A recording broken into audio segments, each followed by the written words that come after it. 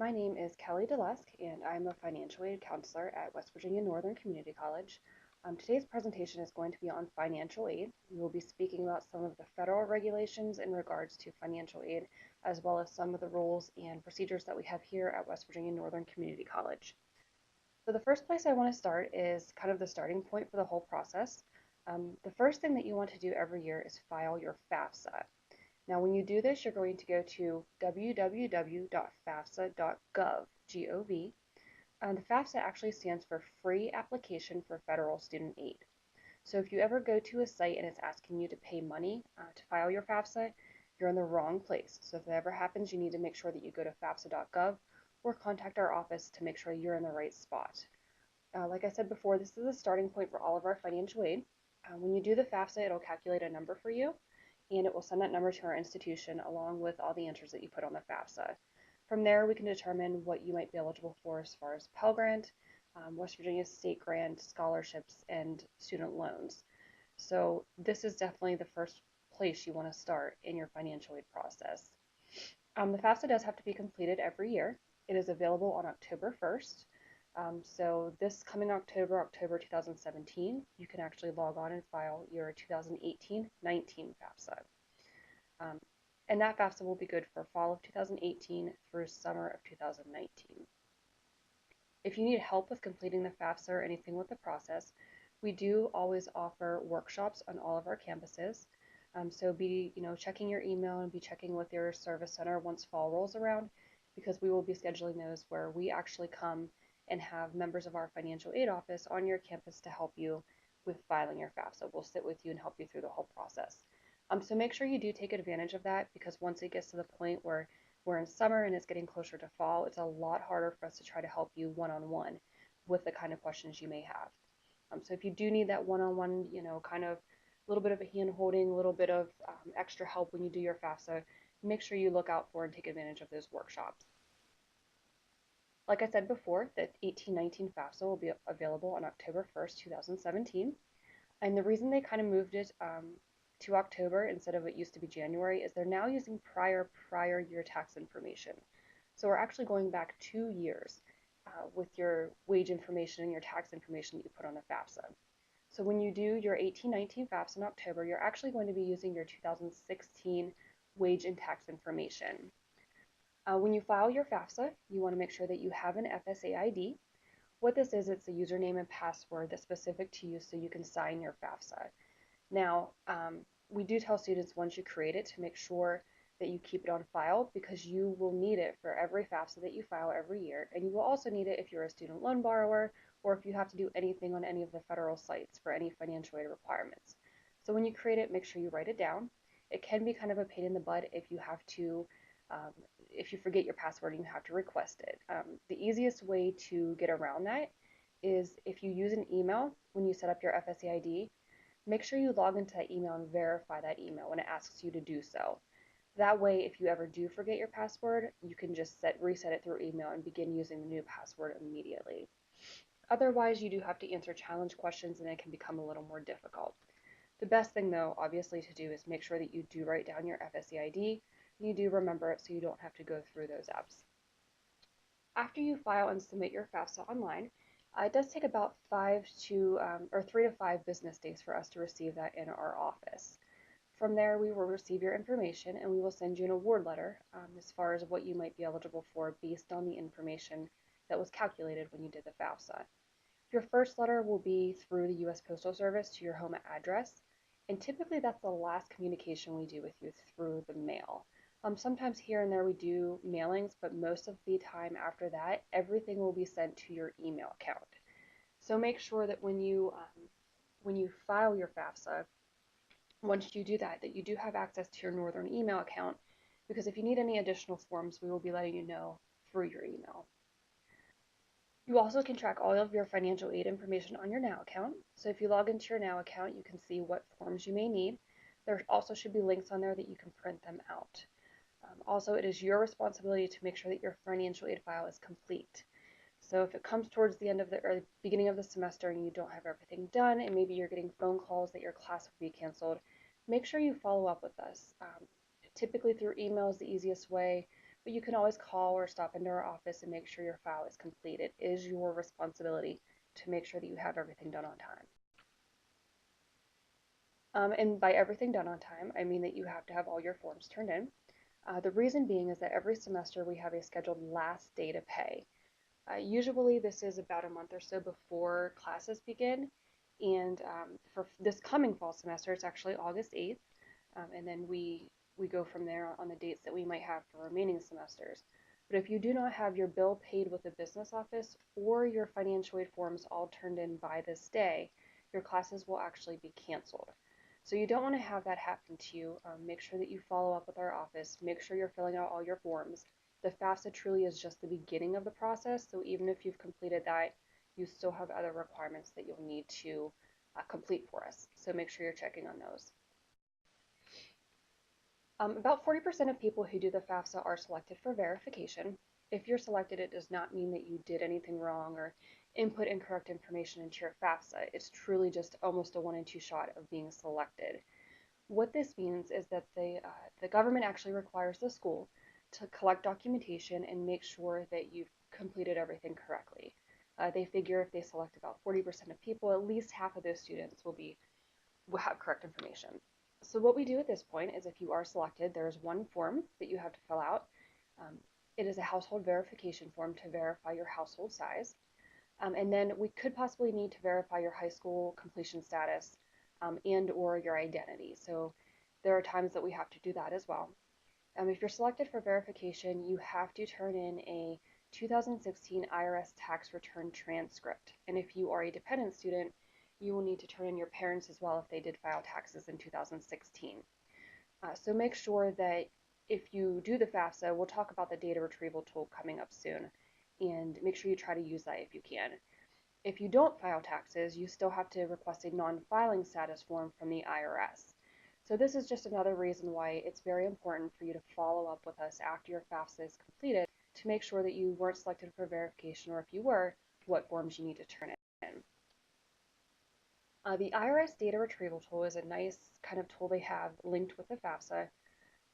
What it allows you to do is it allows you to actually transfer your IRS information into the FAFSA application.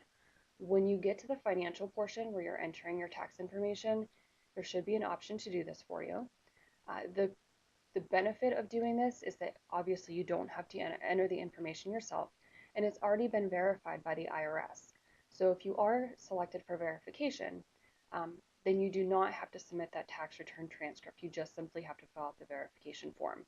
So if you can use this, we stress to students to try to do so. It makes the process a lot easier on you, and it makes the process a lot easier on us, which in turn makes everything go a little bit quicker. Okay, so professional judgment is a process we can use if for some reason your information has changed. So what the government realizes is that since we're using information from 2 years prior, a lot of times student situations, especially financial situations, can change quite significantly within that period of time. So if you have a situation that's beyond your control, then you can do what we call a professional judgment, or sometimes we call it special consideration. This allows us to have you submit documentation to show what is currently happening in your household, and base your financial aid off of your current situation as opposed to what was happening in the tax year that is required for the FAFSA. Now, the one thing we do stress with this is it has to be beyond your control. So some examples could be maybe loss of a job, or if your parent or spouse lost a job, if you have a death of a parent or a spouse, if you lose unemployment benefits you may have been receiving, or something like a divorce or separation occurred. It's never a guarantee, so you can submit the documentation to us, but we have to go through everything and determine if we're able to adjust or not. And then there are some situations that we cannot do professional judgment for. If you decided to willingly quit a job to come back to school full-time, or just to come back to school in general, that would be something that's not beyond your control, was a decision you made. Also, a lot of times we see if people pull retirement funds early, we cannot do anything as far as that will go, because that was a willing move on the student's part. We've also had a lot of the oil and gas contracts in our area recently, and unfortunately that is not considered something we could do professional judgment for, because again, that's a contract that was signed. It is money coming into the household, so it wasn't something beyond the student's control. But if you ever have any questions or you think you might need to go through this process, make sure you stop into the financial aid office, or if you are on the Weirton or New Martinsville campus, make sure you speak with your service center. Okay, so students need to obviously get their books before classes begin. The way that we do this is through a book voucher process. We do not release any refunds to students until we verify that you are attending your courses. It is a federal requirement for Pell Grant funds to make sure you're attending first. So that doesn't usually happen until after classes begin. Obviously, since we want you to have your books before your classes start, we do offer this process that you can go get your books in the bookstore and use your financial aid to do so.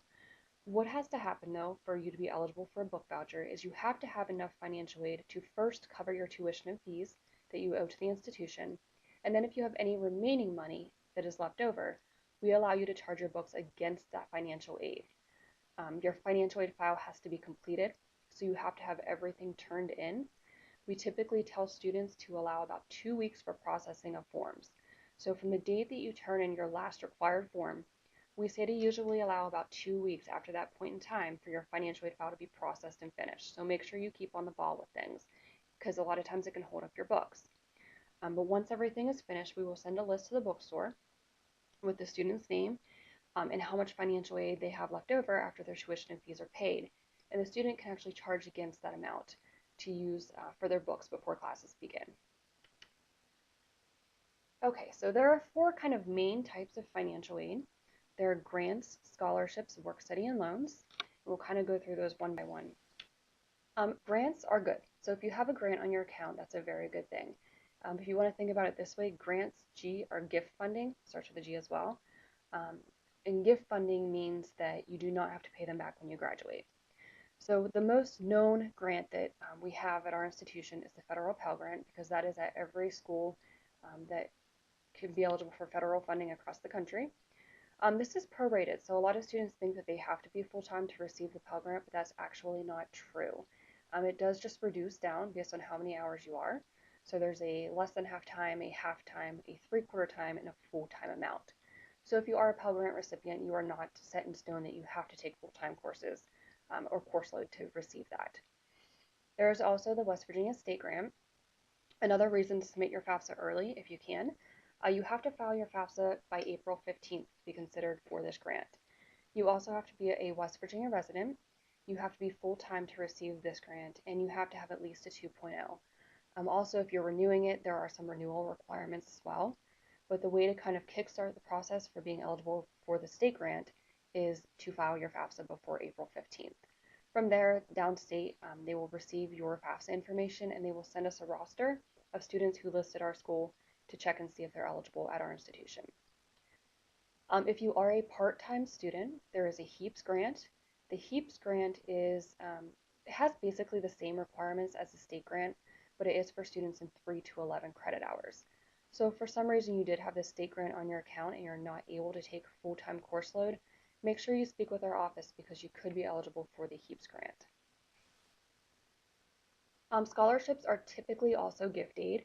All the scholarships that we offer here at West Virginia Northern are gift aid scholarships, and that means they do not have to be paid back. Our scholarship application is always available online. If you go to the financial aid portion of our website, there's some tabs on the left-hand side, and there's a scholarship tab. We have our application out there, as well as if we get some scholarship offers from other outside organizations and we verify that they are legitimate, we'll post them out there as well. So for any scholarship information, you may want to go to that page and see what's available for you. We do have a priority deadline every year, and typically it's right around the beginning of March. What happens is that if you have your application turned in by that priority deadline, your application is included in our initial scholarship committee meeting. In that meeting, we try to do the majority of our awarding, so it's beneficial to have it in by that date if you can. If for some reason you miss that deadline, I always tell students to still turn in their application. A lot of times we have new funding made available throughout the year, or students that were supposed to attend end up not attending, and we pull that money back and re-award it. So always fill out a scholarship application. There's really no harm to it. And even if you don't receive federal or state financial aid funding, you still could be eligible for a scholarship.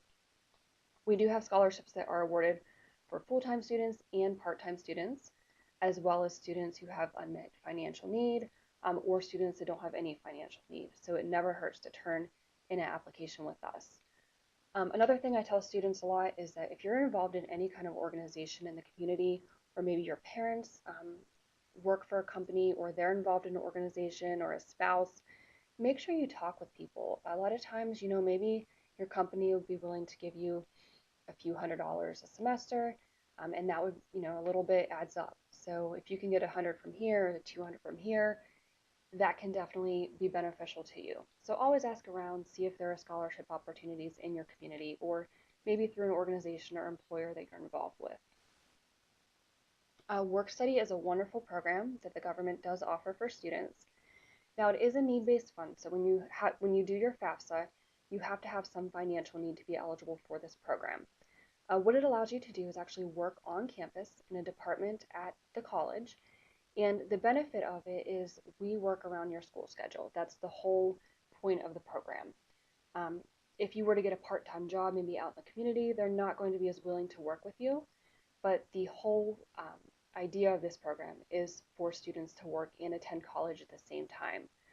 So you have to be in at least 6 credit hours, you have to have at least a 2.0 overall GPA, and you have to have unmet need. So if you're interested in this, you can stop by the financial aid office, or if you're on the New Martinsville or the Weirton campus, you can stop by your campus service center and inquire about this program.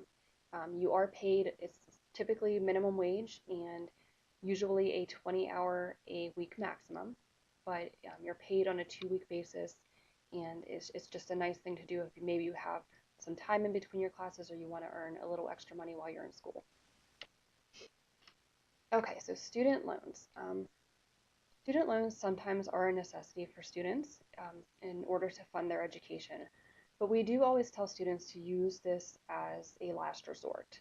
The reason being is that student loans always have to be paid back, plus interest. So if you have a student loan on your account, make sure that you know that you do have to pay that money back when you graduate. They are considered financial aid. Federal direct student loans, there are 2 types. There's subsidized loans and there's unsubsidized loans. For both types of loans, the interest rate and the repayment process is the same, but the main difference is the subsidized loans do not accrue interest while you're in school, whereas the unsubsidized do accrue interest while you're in school. The subsidized is need-based, so you do have to have financial need when your FAFSA comes into us. But pretty much every student who does a FAFSA is eligible for unsubsidized loans because they are not need-based. So if you're having trouble funding your education and maybe you think that, if you're a dependent student, maybe your parents make too much money and you don't think you're going to be eligible for anything, you more than likely are still eligible for an unsubsidized loan. So that is an option to help you. Just realize that you do have to pay it back when you graduate. The subsidized does have a 150 subsidy limit attached to it. Now this can be a little confusing, but the easiest way to explain it is that you have time and a half of the normal length of your program to actually graduate from that program. What happens if you don't graduate from your program in 150% of the time that you normally should is that your loans that you had that were subsidized previously can now become unsubsidized loans, and you're not eligible for any subsidized funding going forward.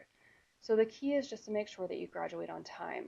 Something I like to stress as well is if you are in a 2-year program here that might be a 2+2 program with a 4-year institution, make sure that you graduate from the 2-year program first before moving on to the 4-year. What that does is it actually protects the subsidy, it protects the subsidy on your student loans that you have. So all of the loans that would be under your 2-year program are safe from losing that subsidy going forward. And when you start your 4-year program, that 150% time frame then starts over again for that program. If you are a first-time loan borrower, you have to complete a master promissory note online and do entrance counseling as well. The entrance counseling is kind of an informative session that the government does for you. It just lets you know a little bit about the different types of loans that you're borrowing. You answer questions as you go through it, and then you submit it at the end online.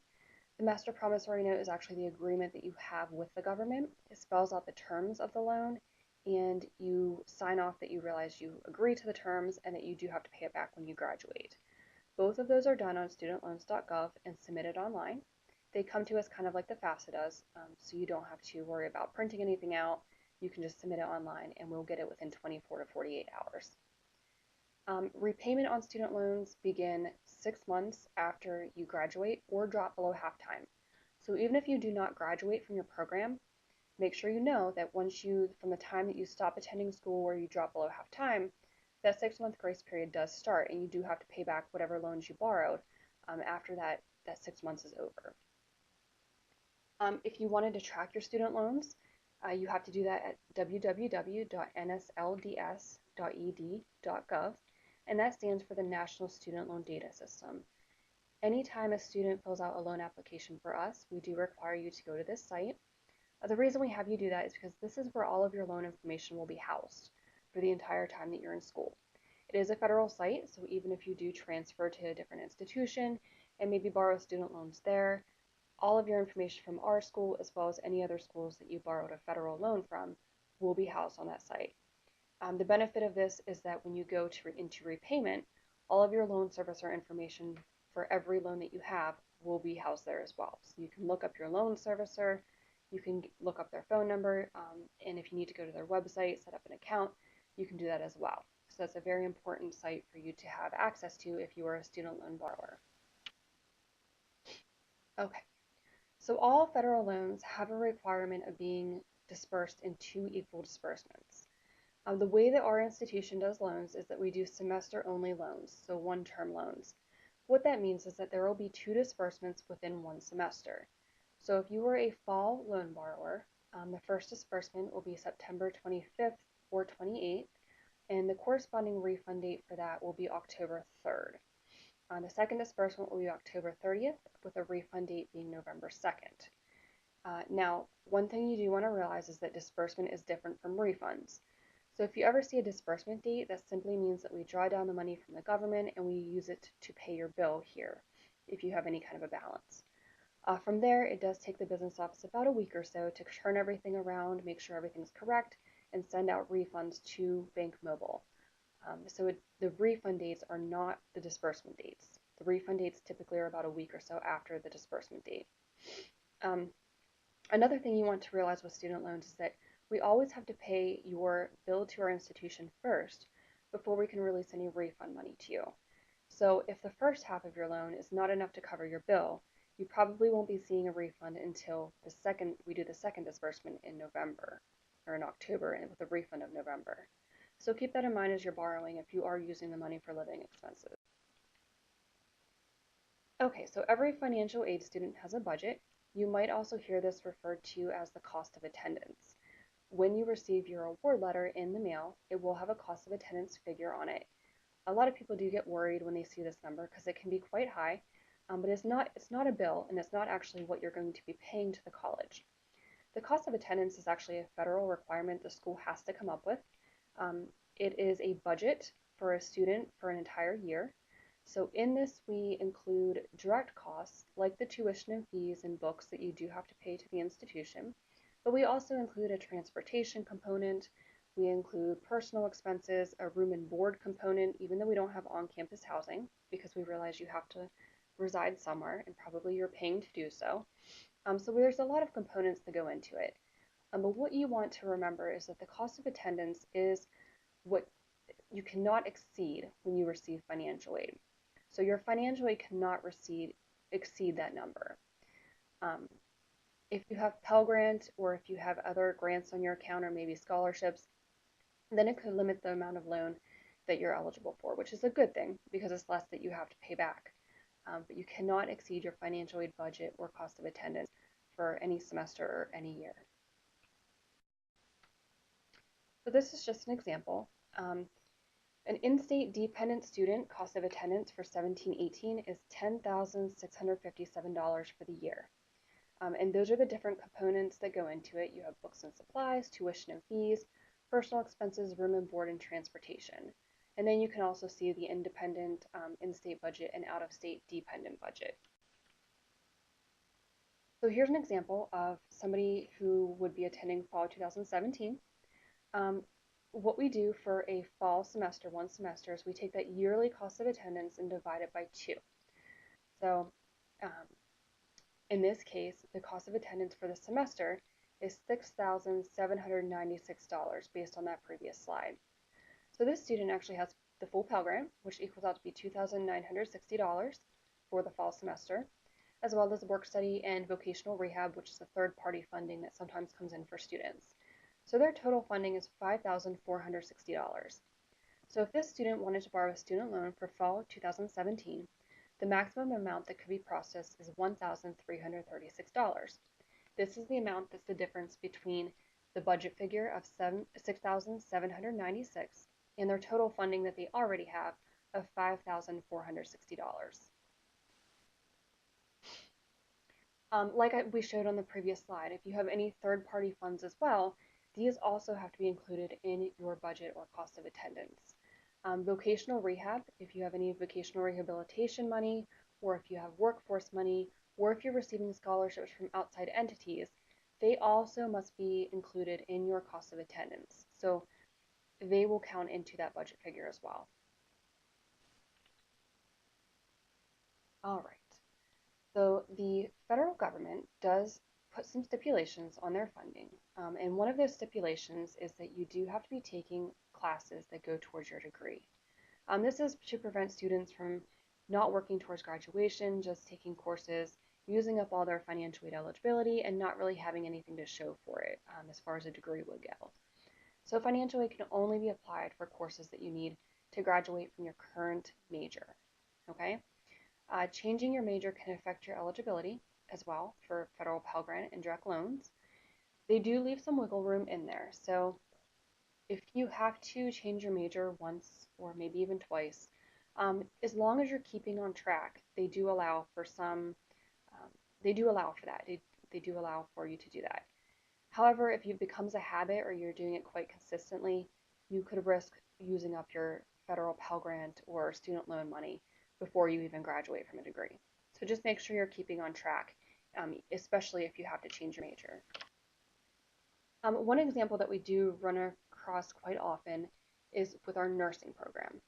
Our nursing program is not an immediate acceptance program, so you actually have to obtain certain classes and certain requirements to be accepted into it. So a lot of students will start their nursing degree, or start pursuing their nursing degree in a patient care certificate or maybe a Associate of Science degree. The nursing program does require Bio 114 and 115, but they may not be required for one of the degrees that lead up to the nursing program. So just make sure that if you are taking courses that they are needed for your current program and maybe not the one that you're planning to get into in the future. Okay, so like I said before, the government does have specific regulations that they do impose upon students that are receiving federal funds. One of them is satisfactory academic progress. The government basically says we're giving you this money for your education, so we want to make sure that you're doing certain things to keep on track for graduation. If you are receiving financial aid in the form of Pell Grant or loans, you must keep a certain grade point average. So you have to have an overall GPA of 2.0 or higher. Now that includes any coursework that you've ever completed at the college level. So if you were here 5 years ago or if you were at a different school and you're coming back to school, that coursework from previous institution or previous years will still follow you. Also, if you're a first-time student and maybe you have a bad semester, that's going to follow you throughout your entire time in college. So make sure you're trying to keep on track. There's also a PACE or completion requirement. We call it completion rate.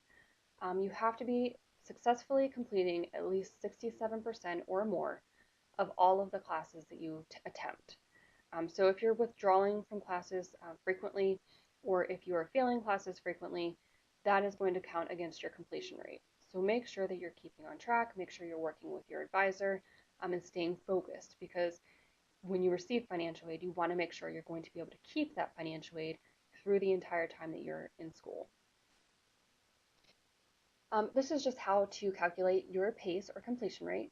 What you do is you take your earned hours divided by your attempted hours.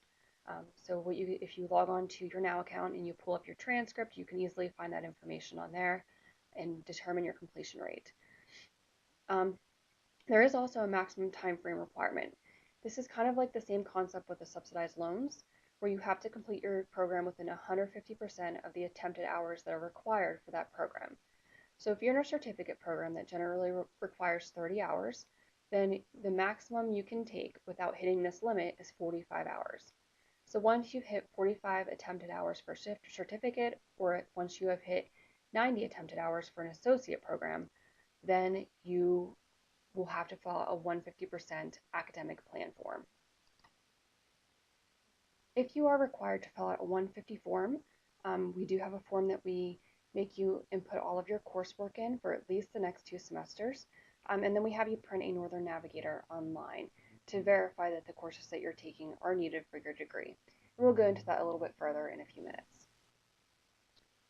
The Northern Navigator is a wonderful tool that Northern offers to their students, and this is actually done through your student portal.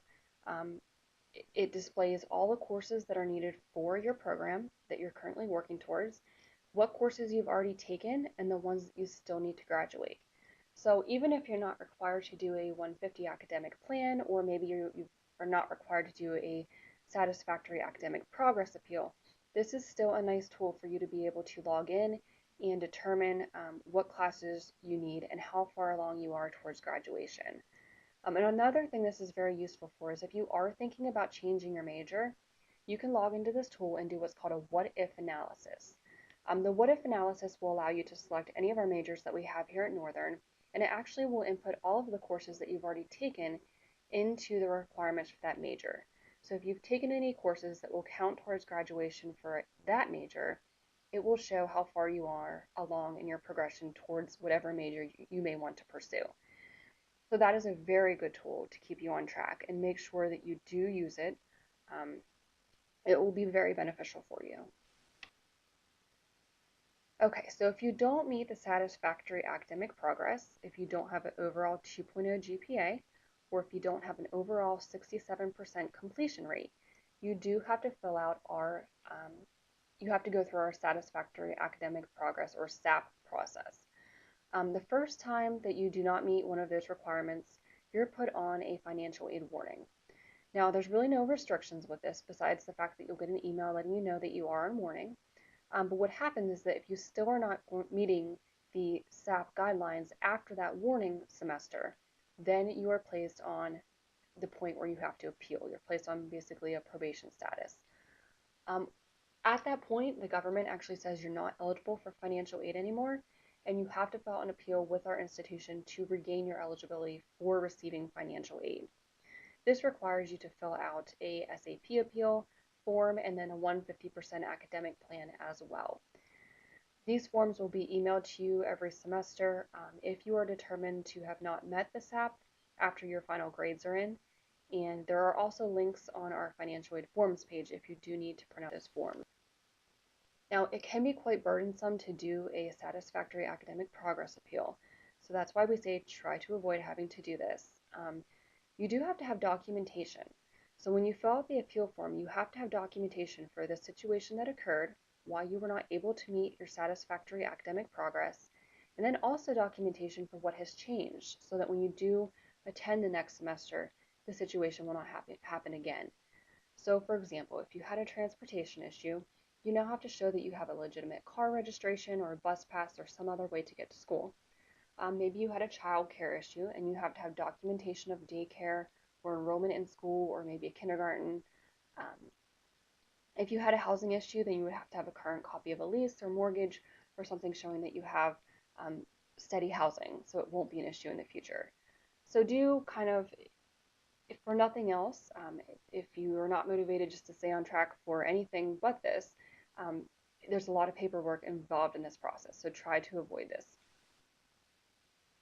The way you can do this is if you are failing a course or you think that you may have to withdraw from a course, you need to follow these 3 steps.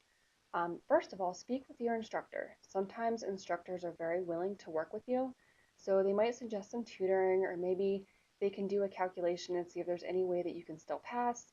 Maybe they can give you some makeup work, or maybe they can give you some extra credit. Some are very willing to work with students, some aren't. It really just depends on who you have. But that should always be your first step if you think that you might not be doing well in a particular course. After that, say your instructor says there's no way you're going to pass this class, and they recommend you withdrawing from it. Then you do need to speak with your advisor. Because what will happen is not every class is offered every semester. So if you do have to withdraw or if you fail from a course, it may put you off track with your degree. So you do want to speak with your advisor and see how you can make up that course at a later date, and if it's going to have any further ramifications for you. After you speak with your advisor, you definitely want to speak with a financial aid office. If it's the first time you ever failed a course or the first time you ever withdraw from a course, it may not greatly impact you at that point. But if it does become a habit, obviously you're going to hit you're not going to meet the requirements for satisfactory academic progress, or you may not meet the requirements for the pace or completion rate. Also, if you are on a 150 plan, you do have to do the academic plan. If you fail or withdraw from a course while you are on that plan, you will automatically need a new one for the next semester. So if that happens and you do have to withdraw or you do fail a course, just hop on out to our website, go ahead and print the form because you're going to need it. Likewise, if you have a grade of a D or an F and have under 60 overall attempted hours, you can repeat that course for a better grade. So say it's your first semester and maybe English isn't your thing and you fail English 101. As long as you have under 60 overall attempted hours, you can retake that English course as long as it's the same course, and the new grade will replace the old one. So if you get an A in it the next semester, that completely wipes out the F and replaces it with the A, which can be a very good way to bring up your GPA quickly. So what you want to make sure to do is obviously you want to check your Now account through your student portal. This is where you can find any missing financial aid documents. If you're placed on satisfactory academic progress, you'll be able to see that information out there, as well as any other forms you may need for that. You'll be able to see your award information. So if you're interested in what you might be receiving as far as Pell Grant or student loans, all of that information is housed in your Now account. You can see your account summary. So if you need to access how much you owe for the semester, that information will be out there. If you want to see how much financial aid was dispersed or if you might be eligible for a refund at a certain period of time, that information will be housed out there as well. There's also some nice financial aid links that can be helpful to students. So make sure you get familiar with your Now account. Make sure you kind of walk through it a little bit and see all of the information that's out there. It will make things a lot easier on you in the future when you're trying to figure out information for yourself. Typically, we would do a Now account example, but since this is not in classroom, I would just advise you to go ahead out through your student portal and, like I said, look around your Now account, explore it a little bit, and there's just a lot of useful information out there for you. One thing we like to stress to students is to check their Northern email accounts. This is extremely important. The reason being is that we do all of our correspondence through email. We'll return phone calls if we have messages, but typically if we're trying to contact you or reach out to you, we will do that through your student email account. You could potentially miss deadlines or have your registration canceled if you're not checking your email. I would advise students, I say daily to check your email, but if you check it once or twice a week, you should be fine. If you're emailing our office for any reason to ask us a question, that's perfectly fine. We welcome it and we actually prefer email communication. Our email address is financialaidoffice@wvncc.edu. The one thing you do want to remember though is we are not able to respond to personal email accounts. So if you have a Gmail or a Yahoo or another email server account and you email us from that account to our financial aid office asking about your account, what we'll do is we'll send a generic email back to that one to say to check your Northern email. We can only send emails that contain specific student account information to Northern email accounts. This is for privacy reasons, and it's really the only way that we can verify that we're talking to the person that we think we are. Also, if your parents ever email in, if you're a dependent student, typically what we'll do is we'll email them back and have them tell them to have you check your Northern email. So all of the communication will be done through your Northern email. Another thing I kind of like to tell students is, especially during the busy times of the year, you always get a quicker response by using your email. I hate to say it, but sometimes we do get bogged down with phone calls. So if you're calling our line, it's very hard at points, especially if we're working with a student, to return all of those phone calls. But email, we all have access to in our office, and any of us can answer any of the emails that come through. Typically, the return time for an email, as long as it's during working business hours, is about 24 hours. We usually get back to them within that time frame unless there's something we have to look into. Um, Telephone calls and voicemails can take a little bit longer, especially at busy times of the year. So I would stress to you, if you can, get used to using that email account and try to make that your main form of communication with us as well. All right, financial aid refunds. If students have funds left over as far as financial aid goes, once their tuition, fees, and books and anything they owe to the school is paid, that money is actually refunded back to the student to use for educational expenses. To be eligible for refund, your financial aid file has to be complete, and you have to have more than enough money to cover your tuition, fees, books, and then whatever's left over comes back to you. Like I mentioned before, disbursement and refunds are two completely different things. So um, if you see the disbursement date on our calendar, that is not when you're going to be receiving your refund. It typically takes the business office a week or so to process the money and then send it out through the refund process. So the refund dates are always after disbursement. All of our refunds are through a company that used to be called Hire One. It's actually Bank Mobile now. What will happen is you will receive a letter in the mail probably a week or two after classes begin. From there, it will give you information on how to set up an online Bank Mobile account. And by doing this, you can either have your money go to a Bank Mobile card that they send you in the mail and use kind of like an ATM card, or you can have your money be direct deposited into an existing account. And you can set that up all online through your Bank Mobile account. Uh, a few things that you might want to remember are that all federal loans are in two disbursements. So they're two equal disbursements to make sure that you know whatever you borrow will be paid. Typically, one is right about a month after the semester starts, and then usually the second disbursement is about a month after that. If you have any late starting classes that start after the semester already begins, then it could delay refunds. Pell Grants are always based on attendance, so if you haven't started a class yet, we do have to hold the portion of Pell for that class back until you're reported by your instructor that you have been attending. So one way, if you have to use your refunds for living expenses, one way to do so is by budgeting your money. Financial aid refunds are not a guarantee. If you can have a part-time job or you have some other way of funding your living expenses, obviously that's the best way because financial aid is never a guarantee. But if you do have to use it for your living expenses, make sure you are budgeting wisely. Make sure you realize that you have to have enough to last until you get your next refund, maybe next semester, or if you have student loans, you may have to have it stretch you until the next disbursement.